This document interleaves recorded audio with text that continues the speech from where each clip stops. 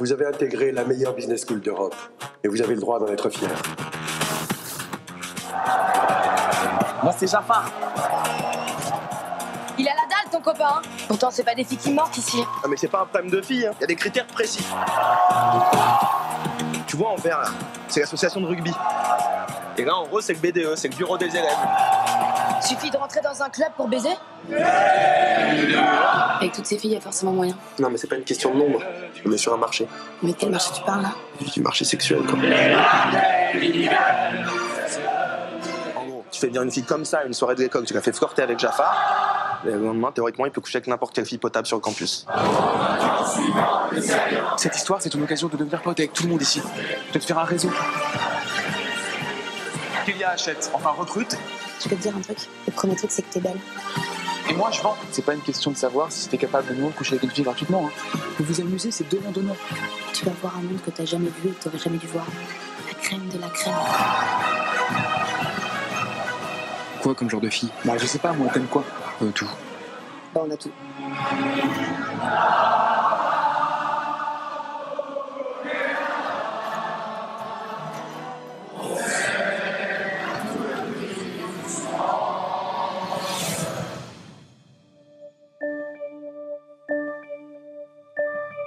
Des filles de l'école nous ont balancé. Franchement c'était pas ça qu'on avait prévu au départ. Et il se passe quoi si nos noms sortent sur internet? C'est un peu chaud pour vous franchement. Si j'avais su qu'elles étaient payées, je leur aurais fait des trucs bien plus crades.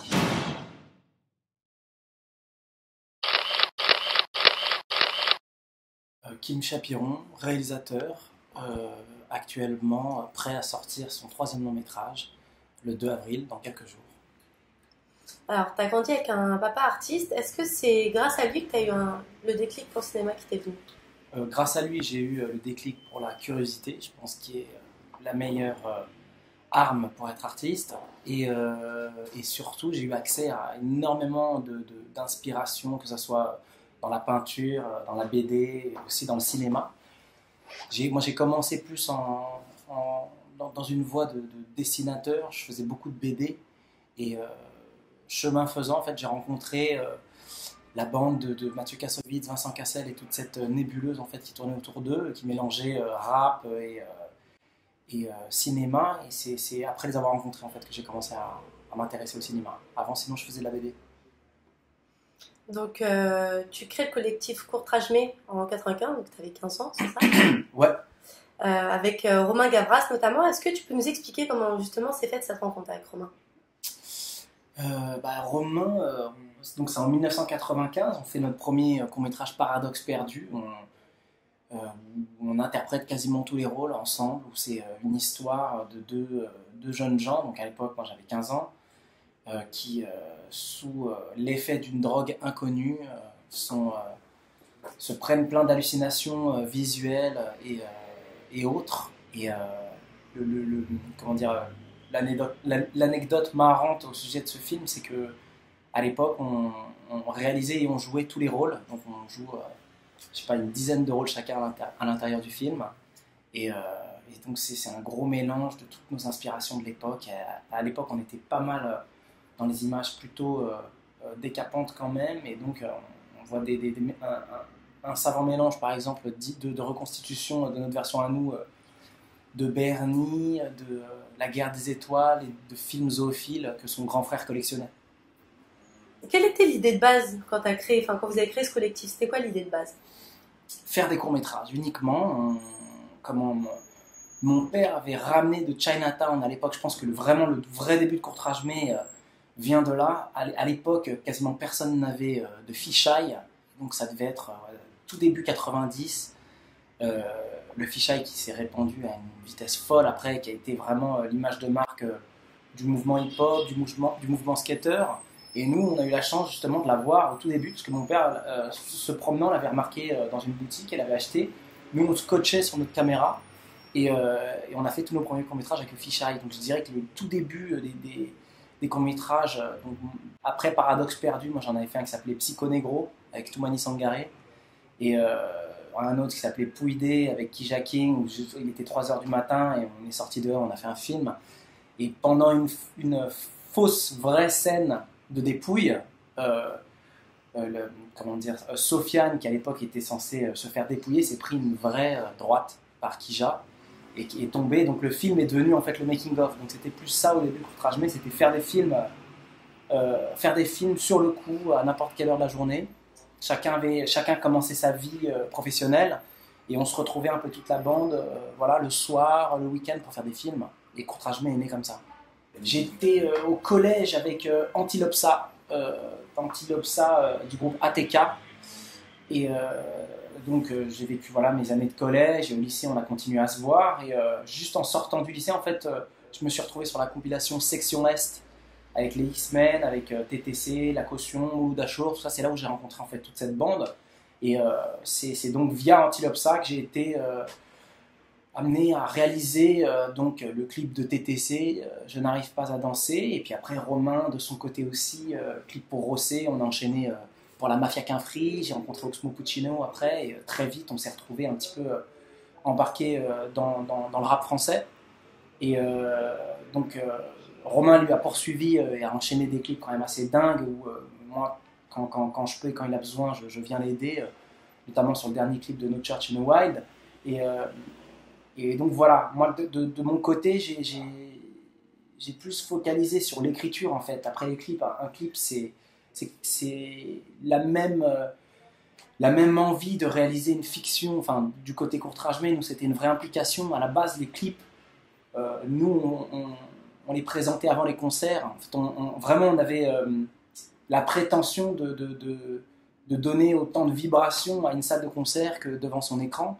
Et les débuts de Courtrage-mais ont été très souvent dans des festivals, que ça soit au ski, que ça soit dans des salles parisiennes, le Nouveau Casino. On avait la chance à chaque fois d'être présentés comme des réalisateurs qui allaient justement électriser une salle. Donc on réalisait les films pour ça aussi, avec beaucoup d'effets sonores, avec beaucoup avec la volonté réelle d'avoir une réaction instantanée. C'est pour ça que nos courts-métrages misaient pas mal sur des effets visuels forts et quelques ingrédients très souvent de provocation. Et donc très vite après, moi j'ai juste après la trilogie des Frères Mantet, qui je pense a été les films qui ont été le plus vus,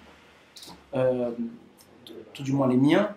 Pour les miens, j'ai commencé à écrire avec Oxmo Puccino à l'époque, une fiction que je n'ai pas réalisée finalement, et je me suis retrouvé un jour, donc après avoir bossé avec Vincent Cassel, à m'interroger sur la suite, et on s'est dit tous les deux, faisons un film ensemble, et c'est là que Shaitan est né en fait. Et j'ai commencé à écrire Shaitan avec mon père. Après avoir écrit Shaitan avec mon père, c'était une sorte de suite à mes courts-métrages, et donc c'est pour ça qu'on retrouve les acteurs qu'on peut voir dans les courts-métrages de Courtrage-mais, que ce soit Olivier Barthélémy, Lajli, Wade Mosta dans Taroubi l'art abstrait, ou Nicolas Fatan, qui donc tous les rôles masculins étaient donc directement issus des courts-métrages, les rôles féminins étaient trouvés après, et moi ça a été mon début en fait dans le long-métrage. Alors, la crème de la crème, c'est 3 jeunes étudiants dans une école de commerce, Dan, Louis et Kélia, qui ont la bonne idée de monter un réseau de prostitution sur leur propre campus, partant du principe que les relations humaines peuvent être traitées économiquement, et donc ils font l'association entre la cote, le sex appeal d'un des membres, d'un des étudiants va être en rapport à sa cote. Donc si on ramène une jolie fille sur le campus et qu'on le voit avec cette jolie fille, sa cote, sa valeur va augmenter, et il va passer du statut de nerd à beau gosse du campus. Et évidemment, l'équation est bien plus compliquée, et c'est ce qu'on verra dans le film. Comment t'es venue l'idée d'un tel scénario ? La rencontre avec Noé Debré.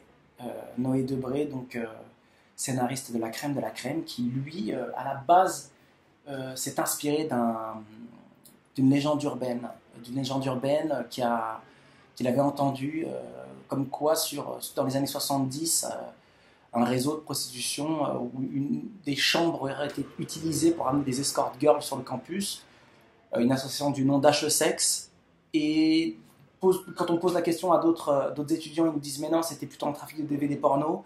Donc en fait voilà, on s'est amusé à jouer avec cette légende qui, je pense, en plus adoucit le propos dur quand même du film. J'aime bien l'idée moi de traiter une idée dure justement avec de la romance ou de la comédie. Et là, la légende urbaine se marie très très bien avec le film. Sur quels critères tu es basé pour choisir tes acteurs? Sur quels critères? Moi, j'aime bien travailler avec de fortes personnalités, des acteurs qui, dans leur vie déjà, sont déjà presque des héros de cinéma. C'est ce que j'avais trouvé à l'époque chez Leila Bekti, Roxane Mesquida ou Julie Marie Parmentier, les rôles féminins de Chétan. De même pour Dog Pound avec Adam Butcher, qui lui, pareil, dans sa vie, avait quand même un charisme assez incroyable. Donc moi, pendant les castings, souvent, ce que je fais, c'est que j'ai plus une discussion avec les comédiens plutôt que de les juger par rapport à une prestation qui souvent est quand même perturbée par de la timidité, ou ça se trouve, le jour d'avant, ils n'avaient pas pu bien réviser leur texte. Donc j'aime bien les écouter, donc voir si, bien sûr, ils ont des facilités à jouer, parce que c'est pas si facile que ça quand même. Moi, j'adorerais jouer, mais je trouve ça extrêmement compliqué de se mettre comme ça à nu devant la caméra. Et passer donc la scène, souvent on a juste une petite discussion ensemble, et je leur demande généralement de me raconter une anecdote en rapport avec le film. Et là, c'est ce qui s'est passé avec les comédiens de la crème. Je leur demandais si c'était des étudiants qui avaient fait des conneries justement dans leur jeunesse, s'ils avaient déjà eu un conseil de discipline, et donc ils se sont mis à me raconter les conneries qu'ils faisaient avant. Et j'avais fait exactement la même chose avec Dog Pound, donc c'est plus là en fait que je trouve les acteurs qui correspondent le plus au personnage. Quels sont tes projets maintenant? On a directement remis le couvert avec Noé Debré. On est en train d'écrire là le prochain film ensemble, qui est un film normalement qui va se passer dans une autre famille de personnages. Là, j'aime bien l'idée d'avoir terminé une sorte de triptyque sur la jeunesse et de passer là maintenant à d'autres personnages, donc d'autres conflits, d'autres trajectoires. Et je m'intéresse plus à la famille nucléaire en fait pour le prochain film, qui est plus en phase en fait avec ma vie aujourd'hui. Alors c'est Kim Chapiron pour la crème de la crème. Bienvenue sur la crème de la crème des sites, neonesse.fr.